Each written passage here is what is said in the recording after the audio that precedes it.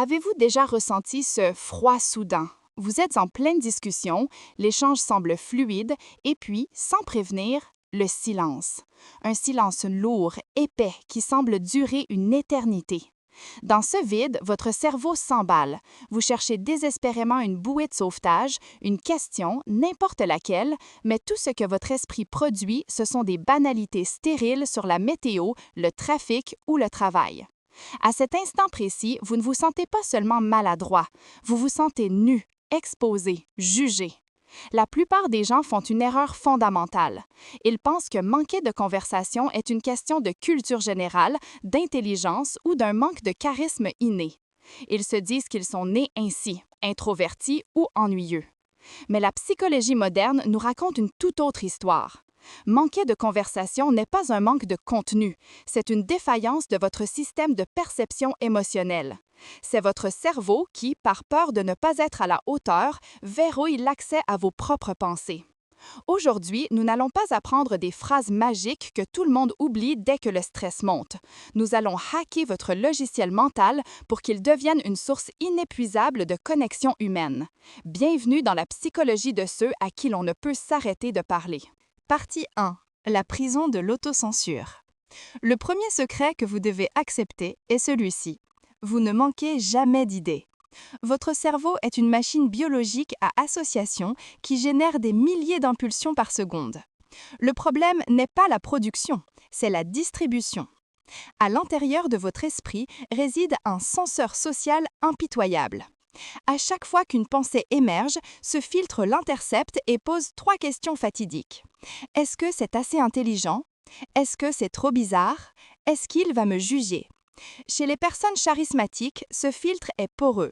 Elles acceptent l'imperfection. Chez ceux qui luttent, le filtre est si serré qu'il finit par étouffer toute étincelle de spontanéité. Vous finissez par ne rien dire parce que vous attendez la phrase parfaite, celle qui n'existe pas. La fluidité conversationnelle ne repose pas sur la précision des informations, mais sur la résonance émotionnelle. Pour briser cette prison, vous devez pratiquer la divulgation de l'instant. Au lieu de chercher un sujet lointain, nommez la réalité présente.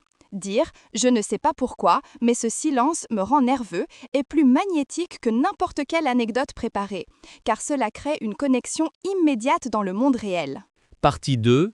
La théorie des fils d'Ariane. Imaginez que chaque phrase prononcée par votre interlocuteur n'est pas une simple information, mais une carte remplie de ports d'attache. Les maîtres de la conversation ne cherchent pas à répondre, ils cherchent à explorer.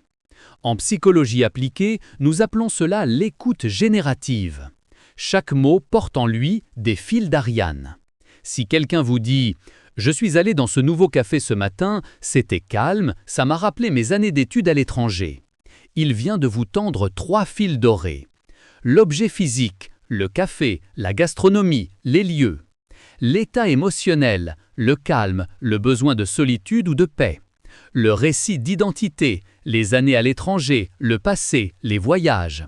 Le débutant tire sur le fil le plus pauvre, c'était bon? L'expert tire sur le fil de l'identité.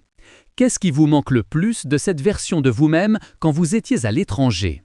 À cet instant, vous ne parlez plus de café, vous plongez dans l'âme de l'autre. Plus vous apprenez à repérer ces ancres émotionnelles, plus votre cerveau génère des liens logiques sans aucun effort de votre part. Partie 3. La neurobiologie du narcissisme positif. Il existe une faille dans le cerveau humain. Parler de soi stimule les mêmes centres de plaisir que la nourriture ou l'argent. C'est ce que les chercheurs de Harvard appellent le narcissisme positif. Si vous voulez être perçu comme la personne la plus fascinante de la pièce, parlez-en le moins possible sur vous-même. Devenez le miroir des passions de l'autre. Le secret réside dans le passage radical des questions de quoi aux questions de pourquoi. Le quoi appartient à l'administration, au factuel. Que faites-vous dans la vie? Le pourquoi appartient à la psychologie. Pourquoi avez-vous choisi cette voie? Le pourquoi oblige votre interlocuteur à fouiller dans ses valeurs, ses peurs et ses ambitions. En faisant cela, vous déclenchez une libération massive de dopamine dans son cerveau. Il ne se souviendra pas de vos paroles, mais il se souviendra qu'en votre présence, il s'est senti incroyablement vivant, compris et brillant. Partie 4. La vulnérabilité comme arme de connexion. Voici une vérité que la société de l'image tente de nous masquer. La perfection est une barrière. Elle intimide, elle éloigne, elle refroidit. Si vous voulez que quelqu'un s'ouvre à vous, vous devez d'abord lui montrer une fissure dans votre propre armure. C'est la réciprocité de la révélation. En partageant une observation honnête, une petite hésitation ou une pensée légèrement hors cadre, vous donnez à l'autre la permission d'être humain. Le silence cesse d'être une menace pour devenir un espace de réflexion partagée. Vous n'avez pas besoin d'être un expert en tout, vous devez devenir un expert en curiosité. Celui qui pose les questions avec une intention réelle de découvrir est celui qui possède le véritable pouvoir dans la dynamique sociale. C'est celui qui transforme un échange banal en une expérience transformatrice. Partie 5. Dompter le silence et le rythme. Enfin, nous devons parler de la gestion du vide. Les personnes influentes ne se précipitent pas pour remplir chaque seconde. Elles utilisent le silence comme un outil de tension et de confort. Un silence après une question montre que vous accordez de l'importance à la réponse à venir. Un silence après une affirmation montre que vous avez confiance en votre vérité. Le manque de conversation vient souvent d'une anxiété de performance, comme si vous étiez sur une scène sous les projecteurs. Mais la conversation est une danse, pas un examen. En ralentissant votre débit, en acceptant les pauses, vous envoyez un signal clair à votre système nerveux.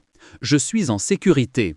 Et quand votre système nerveux se sent en sécurité, votre créativité verbale, jusqu'alors paralysée par le stress, revient instantanément à la surface. Ne cherchez plus jamais à impressionner, cherchez à découvrir.